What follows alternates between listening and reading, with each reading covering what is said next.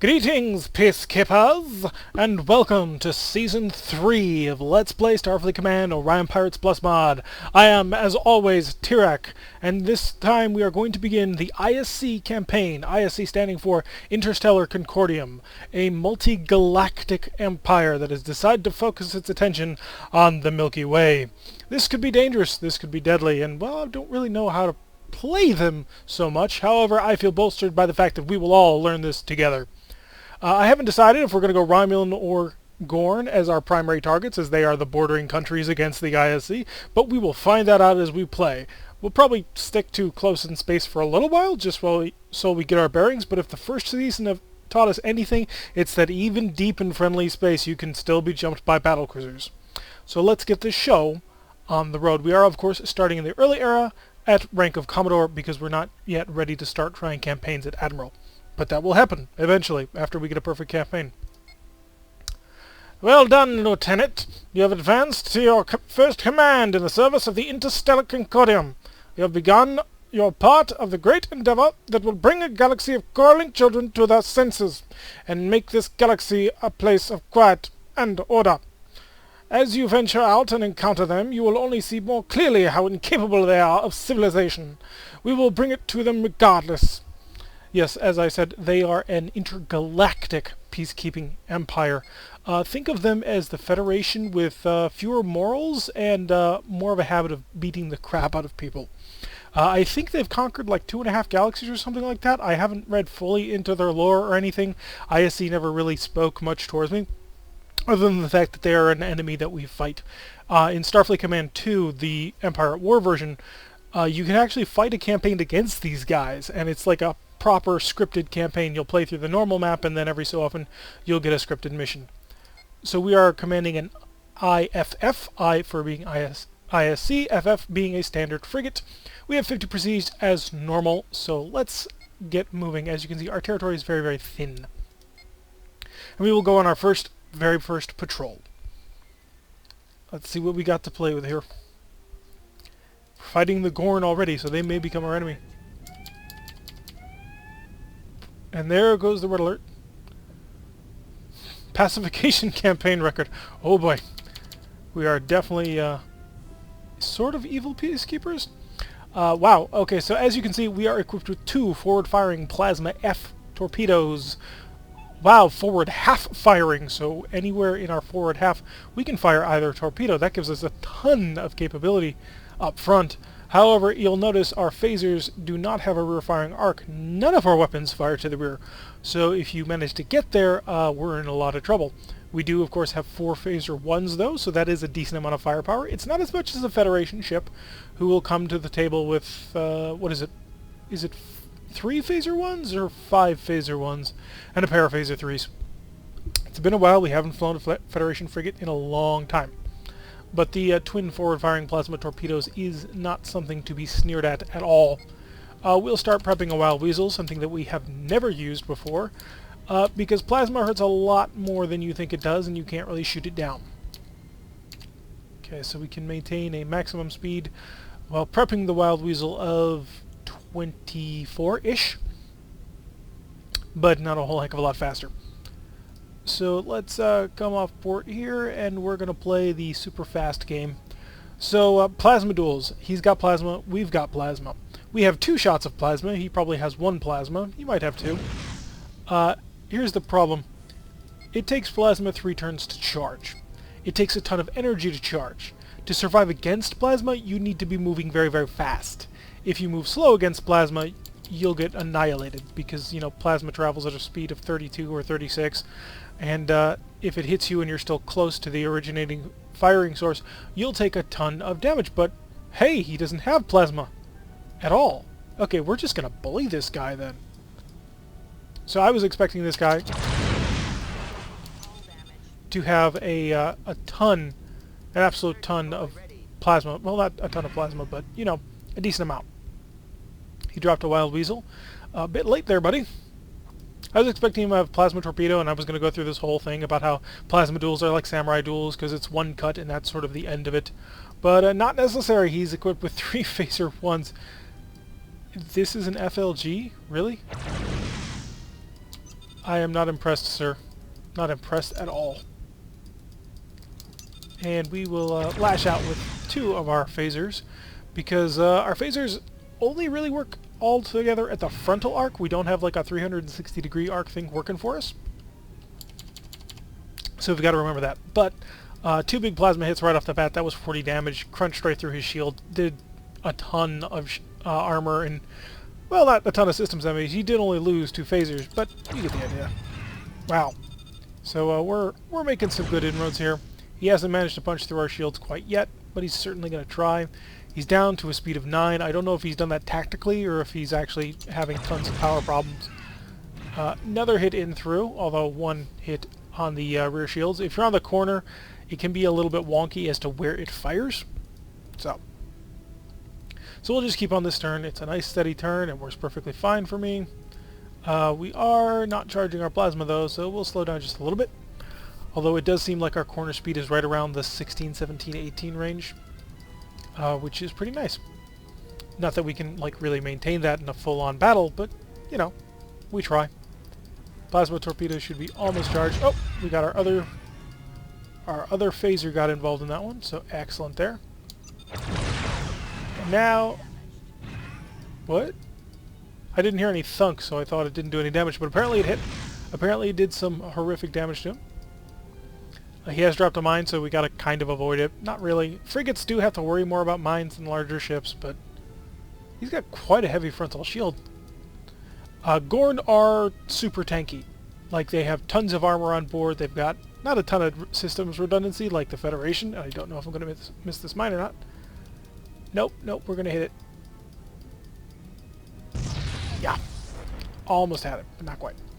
The Gorn don't have a ton of systems redundancy, but they got armor, they've got shields, and they've got great phaser arcs. So fighting them is like fighting a fortress. Which means it kind of works in our favor that we're bringing together a Fortress Buster with 2 Plasma F torpedoes and a frigate. In the early era, that's one hell of a punch. So 366 supply, not bad. We'll pop in here. No. What? No way. Okay, we didn't actually lose the shield breaker. I didn't want to do a planetary assault so soon because we're tiny. I mean, we are tiny. Doing a planetary assault as a frigate would be an exercise in futility. But I guess we lose 100 prestige for forfeiting the mission. Should have run. What?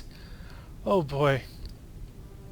Okay, remember how we were having a problem earlier on about getting involved in battles with battle cruisers and in home space? Yeah, we ran into a light cruiser. I'm gonna stick around just long enough to launch our probe at him, and then if it like appears terrifying, we're gonna run. Oh, it's a scout mission. Duh. I'm an idiot. So we're gonna scout him, and then we're gonna run. So we just need to survive a little bit up close to him. Not a ton. Let's get into Wild Weasel. Let's start charging a deep scan. It's gonna cost me 3 points of power. So and we also need to kind of stay away from this guy. And I'm going to launch a probe. Yeah, I know, I'm adding on a whole bunch of things on my power budget that I'm probably going to need for speed. But this is acceptable to me. Because I want to know what he's got. He is a standard light cruiser, and he's got 2 G-type plasma torpedoes. Now, the G-type and the F-type are essentially the same torpedo. They will both deal 20 damage, however, the G-type will deal 20 damage out to a longer range.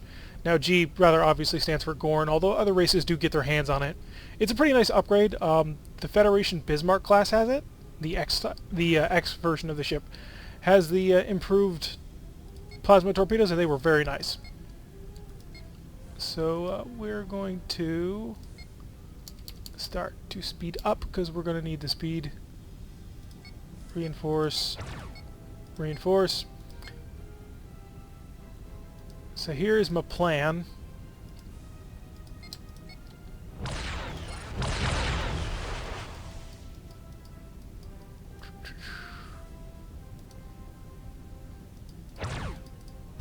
So that was the real one. It was the real deal. So we're going to get in here. And we're going to fire our plasma torpedoes. Come on, ship. And now we're going to get the heck out of Dodge. So you, off. You, off. We're done. See ya. We got in there, we got a good shot in, and now we're gone. If I hadn't taken that hit by the plasma torpedo, I might not bother. Oops, wrong button. I don't read ISC yet. Still learning. I think that says my hovercraft is full of eels. Yeah, that's obviously it. So let's get the heck out of here as fast as we can. I'm not going to pick a fight with a light cruiser. I'm a frigate at this point. I mean, I might be able to take him on, just because, as we were saying earlier, before we found out that the first ship we were fighting had only phasers, plasma duels can change super fast, and one wrong move will see victory or defeat. So he's got 2 plasmas, I've got 2 plasmas, they do the same amount of damage. He's got a little bit better shields. Shields aren't going to matter so much with plasma. He also has 4 phaser 1s, which are much better spaced out than me, but his power budget is probably way better than mine.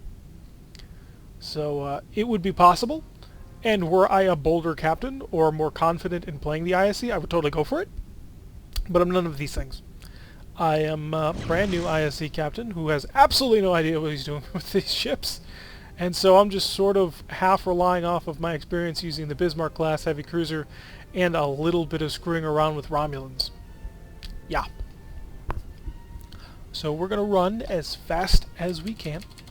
He cannot catch us. He can't even make up a speed of 31, so he will never be able to get to us. And, yeah. So we're going to run for the border. No worries. ISC ships being very large and very, not particularly maneuverable. More maneuverable than the Gorn, who are, like, really unmaneuverable, but not fantastic in that department. And their armament does not really reflect that. Because their armament is, like, all set up to be fired forward, but they can't turn. So they really kind of gotta kill you in one pass. Otherwise, they're in trouble.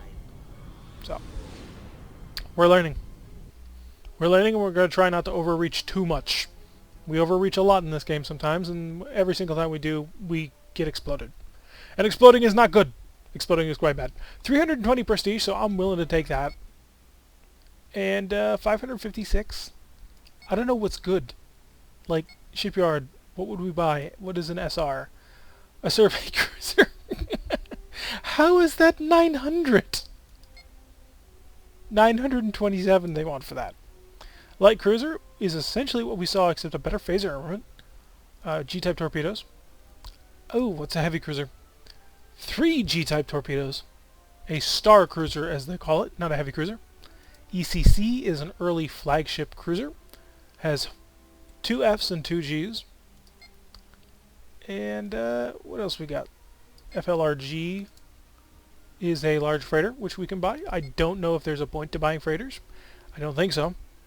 A constabulary flagship, so a police ship. But they're all special and stuff. So 1752 is sort of the current goal, because that's a proper cruiser. A flagship I don't think we want to go for. Yeah, and an ECC is actually cheaper than this in BPV, so I'm going to assume that it's not very good. Well, not that it's not very good, it has less firepower because it's swapped out some of those Gs for Fs for reasons unknown. It's the conference planet. For some reason the ISC is deciding to have a conference. We're going to tell them, hey, you folks, uglies, you need to stop doing that fighting stuff. Another FLG. I think this is the phaser-only boat, because I think that's what we fought before. I could be wrong. Don't think I am. We will find out as soon as this charges, and we will launch a probe. And we can use this as a barometer because it takes the probe 1 turn to charge, and at full power it takes 1 turn for a phaser capacitor to fill. So you can use that sort of as a halfway for a timer, so long as you completely deplete it. Which, depending on what ship you have, doesn't always happen very often. Especially on Klingon ships, which pretty much half their phasers would fire backwards but not forward. So using it as a proper tool for that sort of thing didn't really work. Yeah, so we can just bully this guy. I mean, he's only got 3 phasers. What's he gonna do? So 12 is our maximum, like, all charge speed. And we're going to prep a pseudo barrage. So, The plasma torpedo is an interesting weapon. It is a powerful weapon. All the times before when I was complaining, saying that photon torpedoes and disruptors were not powerful, this is why I was saying they weren't powerful. Because plasma torpedoes exist in this game, and plasma torpedoes are possibly the most powerful weapon. Well, actually, for raw damage, they are the most powerful weapon in this entire game. So there are multiple sizes of plasma torpedoes. In order from smallest to largest, it goes F, G, S, R. The G-type is basically an F, except with longer range. S is more powerful, and an R-type plasma torpedo, at least according to the Big Book of Armaments, will do a shocking 50 damage at close-ish range. The bigger the plasma torpedo, the longer the range, except for the G-type, because it's not a bigger torpedo, it's just a more refined torpedo. We are not reinforcing. Why? Reinforce. Reinforce all. The bigger the torpedo, the longer the range. And it can also be fired in a variety of different ways. Enveloping plasma torpedoes will fire out and hit all the shields. It does it at much reduced damage, so it's not particularly useful as a plasma F, but it's a great way to harass an enemy. A defensive plasma torpedo will cause the plasma torpedo fire at small targets, like fighters, PFs, and missiles. It fires it in a shotgun mode. This shotgun mode is particularly cool, and crap, I messed that up. I meant to fire pseudo. I'll explain pseudos in a moment. The shotgun mode is particularly useful if you have a particularly large torpedo, because if you fire it in shotgun mode, it takes less time to charge. It takes I don't think it takes less energy to charge, but it might. Wow, really, buddy? Screw you. But plasma torpedoes take 3 turns to charge, and they absolutely guzzle power. Like an R-type plasma torpedo takes something like 12 points of power or something like that. It's a lot. It's an absolute metric ton. And when your plasma torpedoes are charging, you're really vulnerable. So they give you this fun little option called the pseudo-torpedo. And what a pseudo-plasma torpedo is it looks like a plasma torpedo. Your sensors will read it as a plasma torpedo. It is not a plasma torpedo. It is, well, nothing. It's basically a magnetic bottle with a little bit of plasma inside to trick the sensors into thinking that it's actually dangerous. And enemy sensors will shoot at it. Crap. I'm an idiot. Enemy sensors will cause them to shoot point defense systems at it, and it'll trick them into dumping like wild weasels, but it won't actually do anything. So it'll hit your shields and it'll be harmless. So the trick is to mix up your plasma fire with pseudo fire, so that they're always guessing and they never quite know what you've shot at them. Now, when we're in a small frigate like this is kind of easy, because we only have one type of plasma torpedo to worry about, and not particularly many of them. And I'm going to dump 2 pseudo torpedoes on him, because I wanted to see if I could trick him. I have a 50% chance of a high energy turn. I'm going to take that. Whee! Remember high energy turns, a thing that we didn't use for most of the Klingon campaign because we had a dreadnought? They're fun, aren't they? Pseudo torpedoes away! Gosh darn it.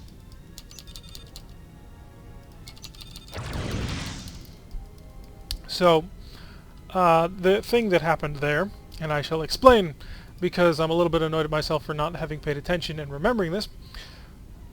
When I fired the pseudo-torpedo, I fired a single pseudo-torpedo, not both of them. So the AI recognized that as, oh, he's launched a single plasma torpedo at me, and did nothing about it. For some reason, they do not consider single plasma torpedoes to be enough of a threat to justify a wild whistle. So when I fired what I thought was double plasma torpedoes, it was actually a single plasma torpedo, and I should have known that it was a single plasma torpedo because we fired a pseudo-torpedo earlier. I'm feeling a bit foolish right now, and a little embarrassed, because this fight shouldn't be lasting.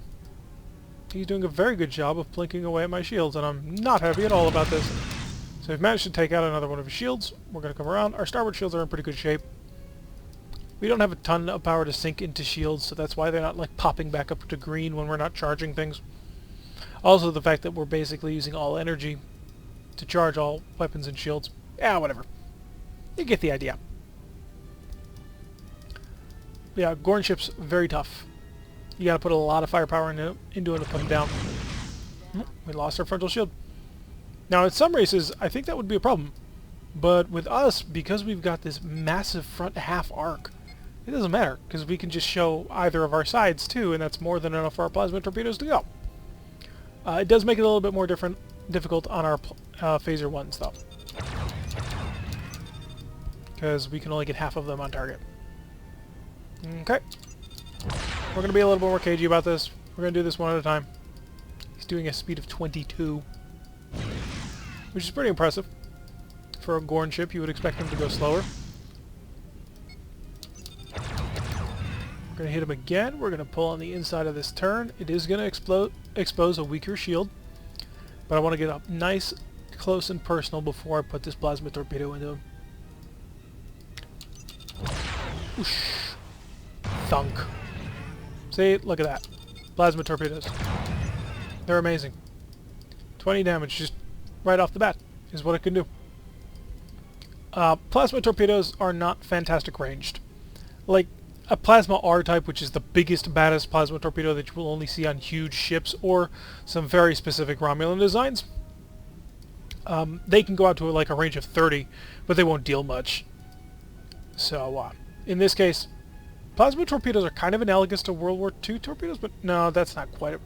I was going to say they were analogous to World War II torpedoes because of how much damage they did and the fact that they weren't particularly long-ranged, but plasma torpedoes are guided, and most World War II torpedoes were not.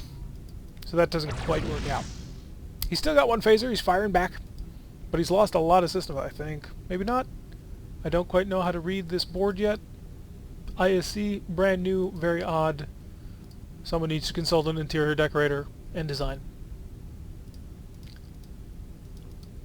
Come on. Just a little bit more. A little bit more and I can kill you.